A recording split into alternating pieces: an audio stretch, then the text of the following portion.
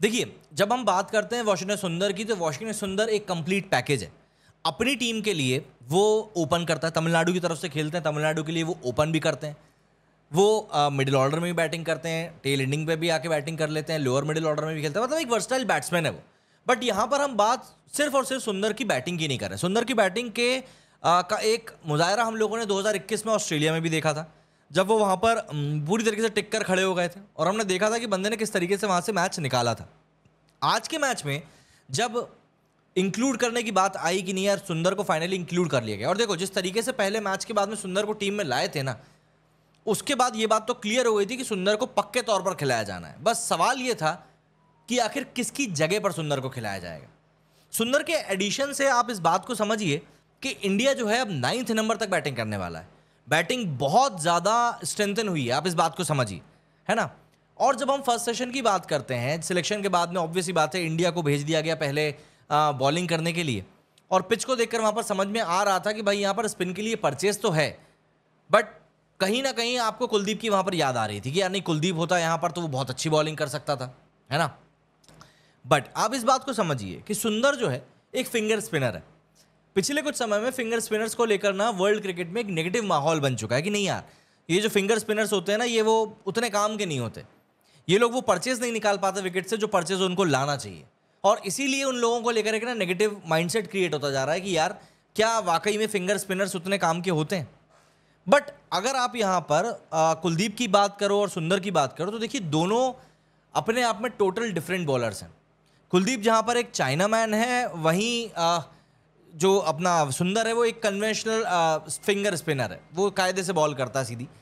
But अगर एक अच्छा वर्ल्ड क्लास स्पिनर है और बॉल का टप्पा सही, आप रचिन रविंद्र के आउट की बात कर लीजिए ना, वो इतना शानदार डिलीवरी था कि रचिन रविंद्र जो कि 65 के ऊपर टोटली सेटल्ड होकर खेल रहा था, वो वहाँ पर कंफ्यूज हो गया। सबसे पहली बात, पहले सेशन में कोई विकेट खास नहीं मिल रहे थे। दूसरे सेशन की बात करें तो वहाँ पर भी कोई खास ऐसे इंडिया के लिए विकेट आए नहीं। लास्ट सेशन में लेकिन सुंदर ने बिल्कुल वहाँ पर हड़कंप मचा दिए, 5 विकेट न्यूजीलैंड के निकाल लेना, और वो भी तब जबकि हम देख रहे हैं कि किस तरीके से न्यूजीलैंड ने वहाँ पर क्रिकेट खेला है। न्यूजीलैंड ने, क्योंकि वहाँ पर अच्छा क्रिकेट समझना पड़ेगा, है ना। न्यूजीलैंड 197 के ऊपर 3 विकेट पे था, और वहाँ से फिर सुंदर ने जो बॉलिंग करी, उस बॉलिंग को देखने के बाद में हर कोई यही बोल रहा था कि भाई ये बंदा आखिर क्या ही बॉलिंग कर रहा है। हर कोई वहाँ पर इसी बात को लेकर श्योर था कि सुंदर को यहाँ पर का मौका नहीं मिलेगा, और सुंदर को एक तरीके से बस काम चलाऊ बॉलर के रूप में यूज किया जाएगा कि जरूरत पड़ी तो डला लेंगे, नहीं तो नहीं कराना। बट सुंदर ने यहाँ पर ना सिर्फ 23 ओवर्स डाले, बल्कि बंदे ने 7 विकेट निकाले 59 रन देकर अपने दम पर। मतलब ये उसका बेस्ट फिगर्स है ना, जो फर्स्ट क्लास क्रिकेट की भी हम बात करते हैं तो उसमें भी सुंदर के लिए ये बेस्ट फिगर्स निकल कर सामने आए। पहले करीब 6-8 इनिंग जो अभी तक हुई हैं सुंदर के करियर में, उसमें बंदे ने कुल 6 विकेट लिए थे, और आज के इस मैच में बंदा 7 विकेट निकाल गया। तो सुंदर जो है वो कंटिन्यूसली परफॉर्म कर रहा है, ये हमको पता है। और आने वाले मैचेस में ये इंडिया के लिए और कितना इंपॉर्टेंट हो सकता है, ये बात भी हमको समझनी पड़ेगी, क्योंकि जिस तरीके की परफॉर्मेंस की एक्सपेक्टेशंस हम लोगों को कहीं ना कहीं एक लंबे वक्त से जडेजा अश्विन से थी, वो सुंदर ने यहाँ पर निकाल कर दी है। और जब कोई बॉलर आपके साथ इस तरह की परफॉर्मेंस देता है ना, तो इससे ना कप्तान का भी कॉन्फिडेंस बढ़ता है कि नहीं यार, हमारे पास एक ऐसा बॉलर, जैसे लास्ट मैच में अगर मैं बात करूं तो रूक ने जिस तरीके की बॉलिंग करी थी न्यूजीलैंड के लिए, बंदे ने समझ में भी नहीं आने दिया था कि भाई दिक्कत आखिर हो कहाँ रही है। और उसकी बॉलिंग वाकई में एकदम टू द पॉइंट वाली बॉलिंग जिसको हम कहते हैं ना, वो वाली बॉलिंग थी सुंदर के। जरा हम कुछ आखिरी मैचेस के हम लोग फिगर देखते हैं कि भाई बंदे ने किस तरीके से खेला है, क्योंकि एक प्रॉपर बैट्समैन की हम लोग यहाँ पर बात कर रहे हैं, क्योंकि उसके पास वो क्षमता है कि वो तरीके से पूरी बैटिंग भी कर सकता है। ये सुंदर की लास्ट 10 मैचेस में परफॉर्मेंस है जिसकी हम बात कर रहे हैं। नीचे से अगर आप देखेंगे तो ये इंडिया वर्सेस श्रीलंका की जो पूरी सीरीज हुई थी ओडीआई वाली, उसमें बंदा खेला था। यहाँ पर आप देखिए बैट से भी उसने कंट्रीब्यूट किया था, प्लस विकेट से भी किया था। करीब 5 विकेट उसने 3 मैच में निकाले थे। ये जो दिलीप ट्रॉफी हुई थी उसके स्कोर्स हैं, यहाँ पर आप देखिए उसने एक इनिंग में 87 भी बनाए हैं। इसके अलावा कोई खासा विकेट उसको यहाँ पर नहीं मिला है। बांग्लादेश के खिलाफ ये 6 अक्टूबर 2024 के मैच की बात है, 1 विकेट निकाला था। ये बांग्लादेश के खिलाफ जो मैच हुआ, T20 मैच हुआ था, उसमें भी एक मतलब रेगुलरिटी थी एक, है ना।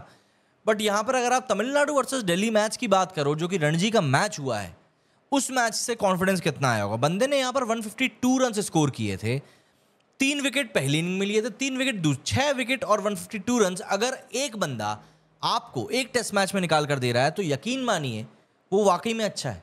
और यही वो देखो, इस समय बीसीसीआई अच्छी चीज़ क्या कर रहा है, उसने देखा सरफराज जो है यार वो लगातार बढ़िया खेल रहा है, 222 मारे उसने रेस्ट ऑफ इंडिया के अगेंस्ट, उसको मैच में लाओ। उसने यहाँ पर 150 रन ठोक दिया, केएल राहुल को बाहर निकालो, उसको मैच में रखो। सुंदर ने यहाँ पर 152 रन मारे, 6 विकेट निकाल लिए, इसको टीम में लेकर आओ। मतलब बंदा 15 के स्क्वाड में भी नहीं था, उसके बाद उसको यहाँ पर इंक्लूड किया गया। सुंदर के साथ में सबसे अच्छी चीज़ ये है कि पहली बात तो बंदे को ना वहाँ पर क्या बोलते हैं, खेलने का एक्सपीरियंस है, तो वो एक्सपीरियंस भी यहाँ पर काम आएगा। एंड ऑब्वियस सी बात है, ऑस्ट्रेलिया में खेलने के लिए आपको जिस तरीके की मैं कहूँगा एटीट्यूड की ज़रूरत होती है ना, स्किल तो है अपनी जगह पर, बट आपको ना कहीं एक एटीट्यूड की भी ज़रूरत पड़ती है। और अगर आपके साथ वो एटीट्यूड आप कैरी कर रहे हो तो ये बात तय है कि आप ऑस्ट्रेलिया में जाकर भी अच्छा परफॉर्म करोगे ही करोगे। और सुंदर के अंदर वो एटीट्यूड है, और मुझे लगता है कि बीजीटी के हिसाब से भी बीसीसीआई ने डिसीजन लिया है कि नेहा सुंदर को यहाँ पर अंदर रखना पड़ेगा। 2 मैच, इसके बाद में एक और मैच बचा, फिर तो इंडिया को नवंबर में ऑस्ट्रेलिया रवाना हो ही जाना है। तो ऑब्वियस ही बात है आपको अब एक टीम बनानी पड़ेगी 15 की बेंच की और जो बैकअप बेंच रहेगी उसकी मिलाकर। सुंदर मुझे ऐसा लगता है कि इंक्लूड किए जाने वाले खिलाड़ी हैं, क्योंकि जिस तरीके की वो बैटिंग आपको देता है ना साथ में, वो बहुत ज़रूरी हो जाती है। और इंडिया के लाइनअप में इस समय जो वर्सेटैलिटी है वो इसी बात को दिखाती है कि भाई इंडिया वाकई में इस समय अपने गेम के टॉप पर है।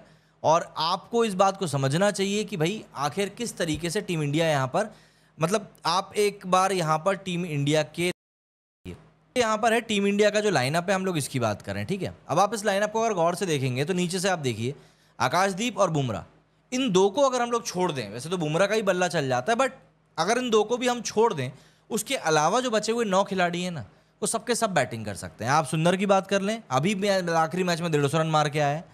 आप अश्विन की बात कर लें, जडेजा की बात कर लें, आप पंत, फिर ऊपर तो बैट्समैन है ही।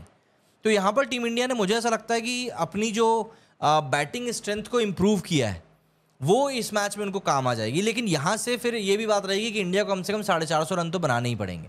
अगर इंडिया यहाँ से 450 रन बनाने में फेल होता है, मुझे लगता है कि शायद ये टीम इंडिया के लिए एक तरह से एडवांटेज लूज़ कर देने जैसी बात हो जाना चाहिए, क्योंकि जिस तरीके से चीज़ें चल रही हैं ना टीम इंडिया के लिए, वो कहीं ना कहीं बहुत ज़्यादा ज़रूरी हो जाती हैं।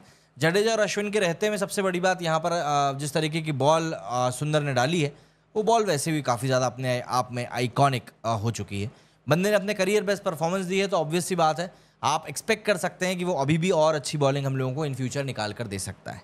लेकिन फिलहाल के लिए वॉशिंगटन सुंदर जो है एक शानदार बॉलर के रूप में आया है, उसकी बैटिंग भी उतनी ही अच्छी है, तो उसकी बैटिंग हम लोगों को और ज़्यादा हेल्प करेगी, ये बात तय है।